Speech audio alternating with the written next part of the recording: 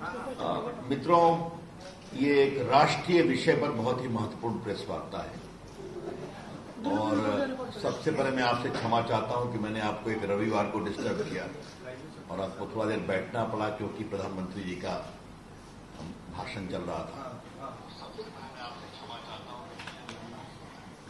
मित्रों, ये विषय महाराष्ट्र की कहानी है, लेकिन जिसका असर पूरे देश की राजनीति पर है। इसलिए भारतीय जनता पार्टी की ओर से राष्ट्रीय स्तर की यह प्रेस कॉन्फ्रेंस पटना में है, क्योंकि मैं अपने क्षेत्र में आया था तो फिर यह निर्णय हुआ कि मैं पटना से ही प्रेस करूं। लेकिन ये बहुत ही इंपॉर्टेंट विषय है तो मैं आप लोग का संज्ञान चाहता हूं। मुंबई के पूर्व पुलिस कमिश्नर ने एक चिट्ठी लिखी है मुख्यमंत्री को, उप मुख्यमंत्री को और राज्यपाल जी को, जिसमें उन्होंने कहा है कि महाराष्ट्र सरकार के गृह मंत्री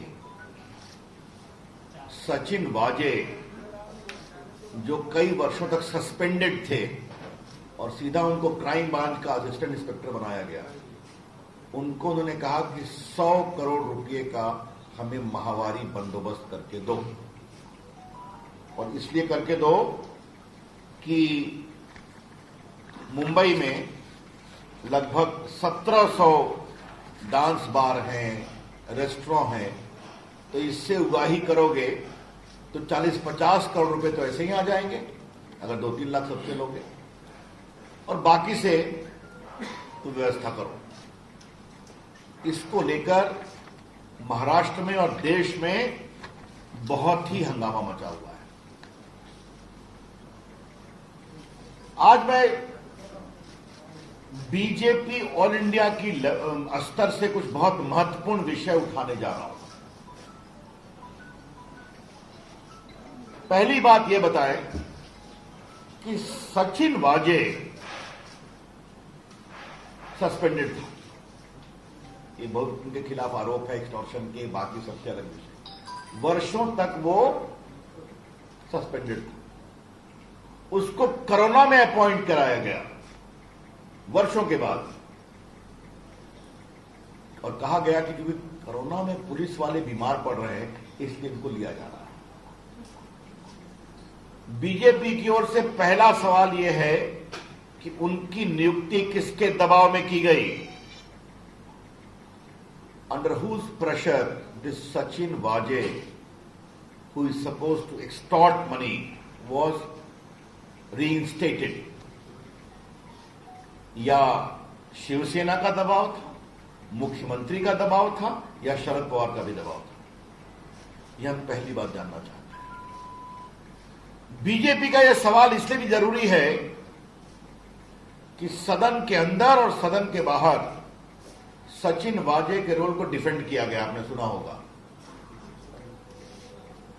both the chief minister, their party organ Saamana and other NCP leaders have defended the appointment of Sachin वाजे।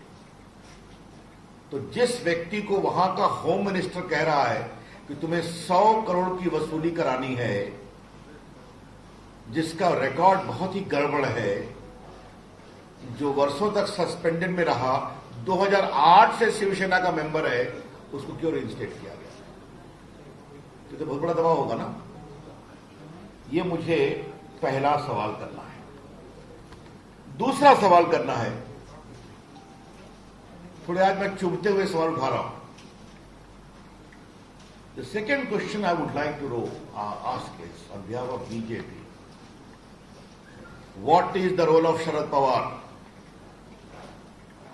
शरद पवार जी वरिष्ठ नेता हैं, लेकिन उनकी भूमिका पर भी बहुत गंभीर संदेह उठ रहे हैं।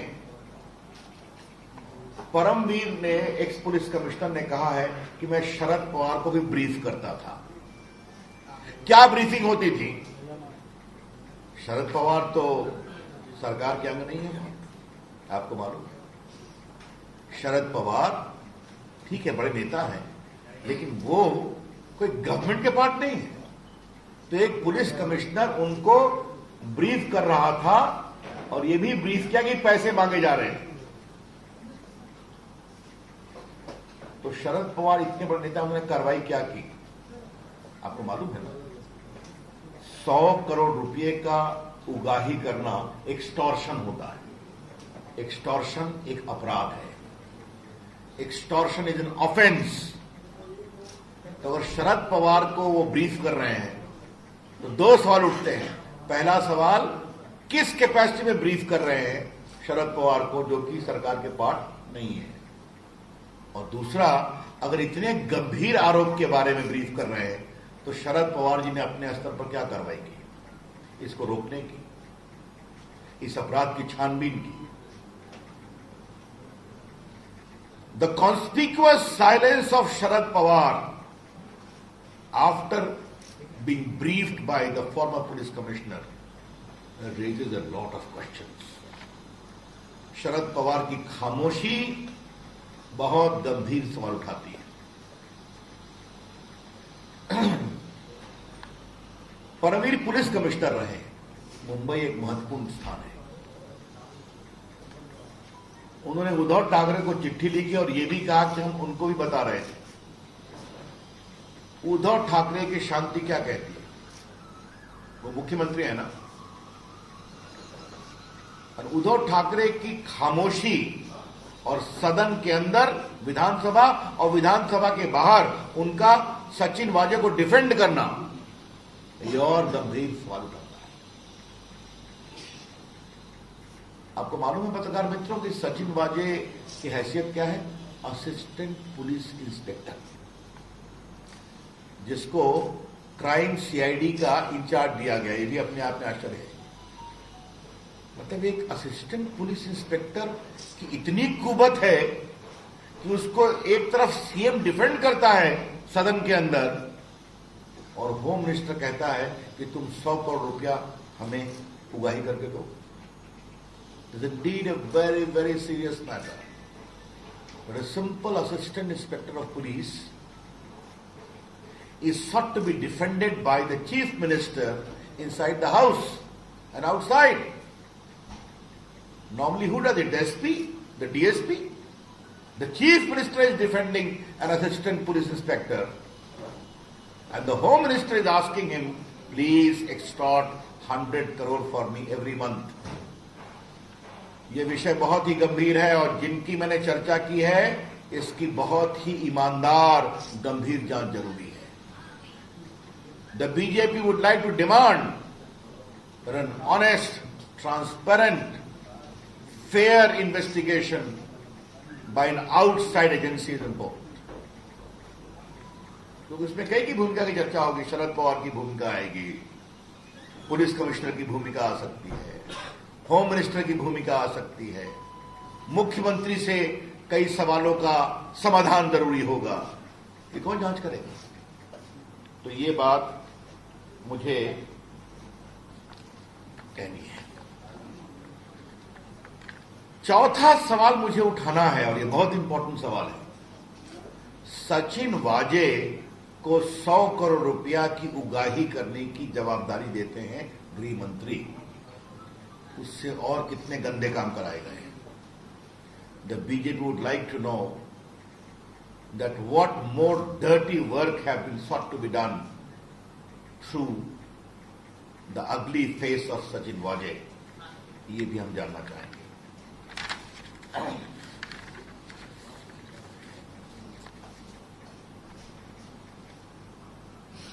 ये बात मैं इसलिए कह रहा हूं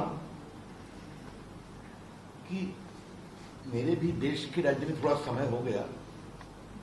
अटल जी की सरकार में मंत्री रहा हूं, अभी मंत्री हूं, लगभग 20 वर्ष से सांसद हूं। मैंने आज तक नहीं देखा कि एक असिस्टेंट पुलिस इंस्पेक्टर को सीएम डिफेंड करे। आज तक नहीं देखा, हिंदुस्तान में कहीं नहीं देखा मैंने। तो फिर एक सवाल उठाऊंगा, what was the compulsion to defend Sachin Vaze? Sachin वाजे को बचाने की क्या मजबूरी थी? सचिन वाजे के पेट में क्या क्या सीक्रेट है? What are the secrets locked in the stomach of Sachin Waje? ये हम जरूर जानना चाहेंगे। क्योंकि देखिए, इस बात को समझा जाए, एक असिस्टेंट इंस्पेक्टर जो वर्षों तक सस्पेंडेड रहा, उसने कई लोगों को मारा है, वो अलग विषय, छोड़िए उसको, मैं कुछ नहीं बोलूंगा, वो अलग जांच का विषय है। 2008 में वो शिवसेना में आता है, 8 या 9 में। कोरोना में उसको रीइंस्टेट करते हैं और उससे गलत कामों की श्रृंखला शुरू होती है। This conspiracy is wide spread. ये पूरा षड्यंत्र बहुत वाइड स्प्रेड है, ये मैं आपसे कहना चाहता हूं। ये हमारी आशंका है कि पूरी महाराष्ट्र सरकार सचिन वाजे को बचाती है, क्योंकि उसके अंदर बहुत राज है। From the surrounding suspicious circumstances, we can legitimately make an inference that a lot of dark secrets lie embedded with Mr. Sachin Waje. And therefore, the entire administration, political level, bureaucratic level, is seeking to protect him. अब जरा मुझे ये बताइए कि जो गृह मंत्री पर आरोप लगा है, जो एनसीपी के है ना, तो ये वसूली अपने लिए कर रहे थे कि अपनी पार्टी एनसीपी के लिए कर रहे थे, या पूरे सरकार के लिए कर रहे थे? ये बहुत गंभीर सवाल है। 100 करोड़ रुपया हर महीने उगाही करने का आदेश देना और ये भी कहना 1700 रेस्टोरेंट है, बार है, उससे इकट्ठा करो, 40-50 करोड़ तो आ ही जाएगा, 2-3 लाख मांगोगे सबसे। तो देशमुख जी स्वयं अपने लिए कर रहे थे कि पार्टी के लिए कर रहे थे? इस पर शरद पवार को जवाब देना पड़ेगा और उद्धव ठाकरे को भी बताना पड़ेगा। ये छोटा विषय नहीं है, ये भ्रष्टाचार का एक बहुत ही गंभीर मामला है और मैं मीडिया के लोगों से विनम्रता से आग्रह करूंगा इस विषय की गंभीरता को समझा जाए।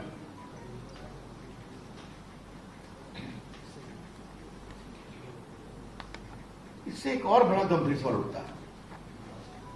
100 करोड़ टारगेट था मुंबई से, तो कृपया करके उद्धव ठाकरे, शरद पवार जी बताएं कि पूरे महाराष्ट्र का टारगेट क्या था? You know, Maharashtra is an affluent state of the country. जहां नागपुर है, जहां मुंबई है, जहां पुणे है, जहां जलगांव है, मुझे बताने की जरूरत नहीं वहां कितना अधिक ट्रेड, इंडस्ट्री, कॉमर्स होता है। तो अगर 100 करोड़ का टारगेट खाली मुंबई का है, तो पूरे महाराष्ट्र का टारगेट क्या था? यह भी देश को बताना जरूरी है।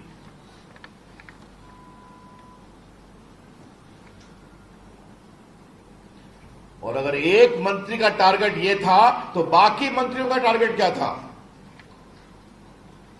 If this is the target by the Home Minister, then what was the target by the other ministers? ये लूट की पराकाष्ठा है। एक शब्द, ये करप्शन नहीं है, इसे कहते हैं ऑपरेशन लूट।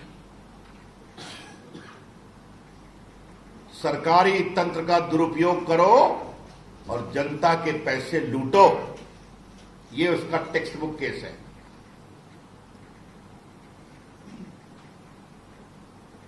आज एक सवाल मुझे उद्धव ठाकरे से भी पूछना है। आप बाला साहब ठाकरे के पुत्र हैं ना, जिन्होंने जय महाराष्ट्र बताया था, और मैं उनकी बड़ी इज्जत करता हूं, संघर्ष के आदमी थे। एक तो आपने बेईमानी की सरकार बनाई सिर्फ कुर्सी के लिए, तो अपने पिताजी के गरिमा पर क्या चोट पहुंचा रहे हैं आप? जय महाराष्ट्र, जहां आप मुख्यमंत्री हैं, वहां करोड़ रुपए की लूट हो रही है।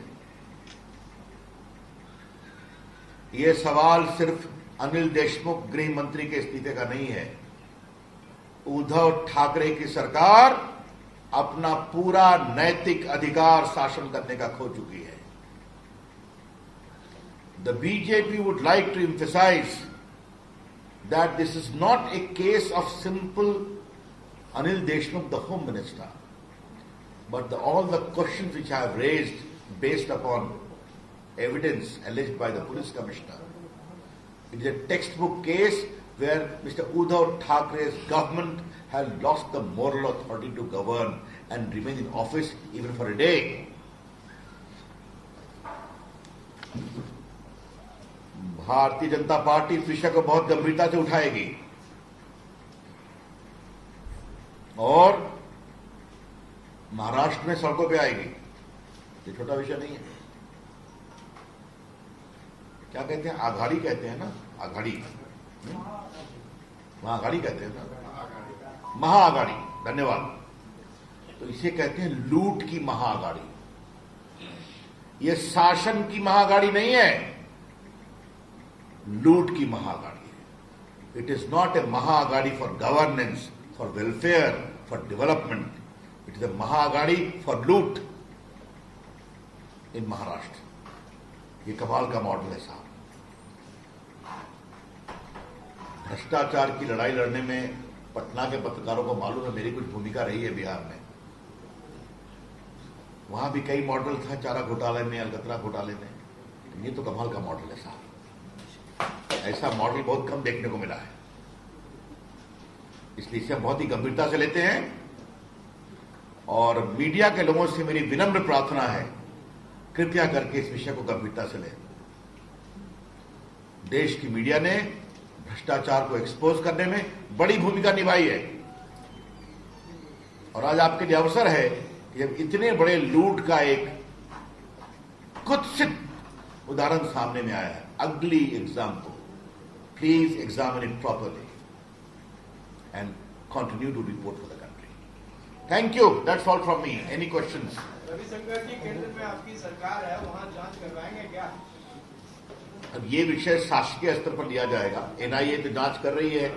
वो जो घटना हुई है टीला के सामने में और एक जो गाड़ी के अंदर मारा गया, देखते हैं सब। उन्होंने मिस्टर वाजे को भी गिरफ्तार किया। ये तो नई कहानी है ना, देखते हैं। सीबीआई को भी देंगे। पॉलिटिकल पार्टी के जो कार्यकर्ता है वो सरकार में आ सकते हैं क्या? वो दोबारा भी शेख हो सकते हैं? पॉलिटिकल वो 2008 या 9 में जैसा आपने बताया कि शिवसेना के सदस्य हो चुकी, उसके बाद पुनः सरकार में ये सरकार, ये सवाल आप मुझसे मत पूछिए। ऐसा है, सिंपल सी बात है। अब लीगली वो नहीं आ सकते, वो दिखा देंगे कोई इस्तीफा दे दिया उन्होंने नेशनल द्वारा से, उधर रिकॉर्ड भी बना सकते हैं। लेकिन ये तो अपने आप में बड़ा अजूबा है ना कि कोरोना काल में क्योंकि पुलिस वालों की कमी है, इसके उनको बना दिया और बना करके असिस्टेंट इंस्पेक्टर को सीधा पूरा क्राइम का इंचार्ज बना दिया मुंबई में। और बाकी उनकी कहानी तो मैं बता ही चुका हूं। परमवीर सिंह और Sachin ugliest face would be determined in inquiry, fair inquiry. Not only these two, who were their patrons. Paramveer Singh was ugliest, but right now Who? Paramveer Singh, police commissioner. Sushant Singh Rajput के केस में उनकी बहुत फजीहत हुई। देखिए ऐसा है, उनकी फजीहत तो सब जानते हैं, लेकिन अभी तो वो पुलिस कमिश्नर ने इतना बड़ा आरोप लगाया है कि वाजे ने हमको आके बताया कि मंत्री जी ये मांग रहे हैं, तो इस सारे की जांच तो होनी चाहिए ना। Sir, Uddhav Thackeray being silent on this whole issue and Sharad Pawar being briefed by Anil Deshmukh and Ajit Pawar and all those, does it show that Sharad Pawar was in fact running the government and this whole extortion racket which was running, Sharad Pawar had every information? I can only tell you Sharad Pawar ji has a lot to answer. Who runs the government of Mr. Thackeray is none of my concern. But the pure question of constitutional propriety is, how was a police commissioner briefing such a serious issue to Mr. Pawar? And what action did he take? Did he report the matter to the police? It is serious. These are questions. But Paramveer had already sent a message to the Chief Minister. He had informed Chief Minister about everything. But despite that, everyone being silent on this thing, does it mean that everyone was hand in glove with this and this extortion was... Their silence raises a lot of questions. Sir, CBI से जांच कराएंगे, दो मोटो आप लोग देंगे? देखिए, अभी जो देश का कानून है, एनआईए की जांच तो हम कर सकते हैं राष्ट्रीय सुरक्षा के दृष्टिकोण से, लेकिन सीबीआई के जांच के मामले में राज्य की सहमति जरूरी होती है या फिर कोर्ट का आदेश।